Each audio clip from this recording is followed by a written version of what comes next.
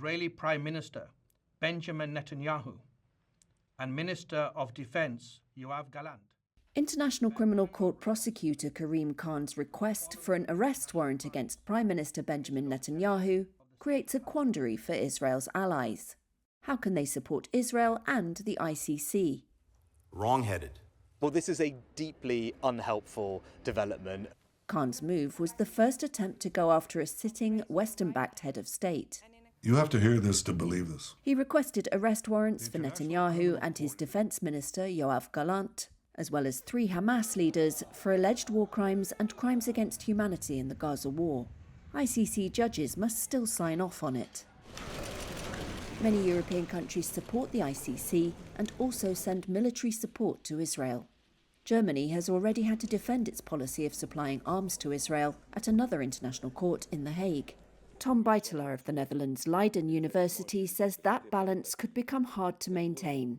It's going to be very difficult to say we are supporting Israel unconditionally, and we feel that this is the party that we should be supporting in this war, because now the ICC has made a certain declaration and a certain attack against the legitimacy of the Israeli war effort in Gaza.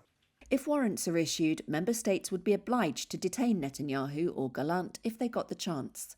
Beitelaar said governments failing to obey could face legal challenges in their own courts. It might be challenged, though, from the domestic level, because many states have implemented the Rome Statute, the important founding treaty of the International Criminal Court, into their domestic laws, which means that parties here could also be challenging, for example, the Dutch state, the Dutch government, for a breach of international law if it doesn't arrest the Prime Minister of Israel in this case.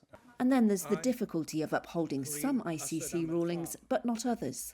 The United States, like Israel itself, is not a member of the court, but it has supported past prosecutions. For example, last year's arrest warrant for Russian President Vladimir Putin over the war in Ukraine. This time, though, US President Joe Biden called Khan's request outrageous. Secretary of State Antony Blinken said the administration is willing to work with Congress to potentially impose sanctions on ICC officials. The ICC step has exposed divisions among European ICC members. France, Ireland and Spain were among Khan's supporters. The French Foreign Ministry backed, quote, the fight against impunity in all situations, while Spain's Deputy Prime Minister Yolanda Díaz said international law must apply to everyone. Anthony Dworkin, Senior Policy Fellow at the European Council on Foreign Relations.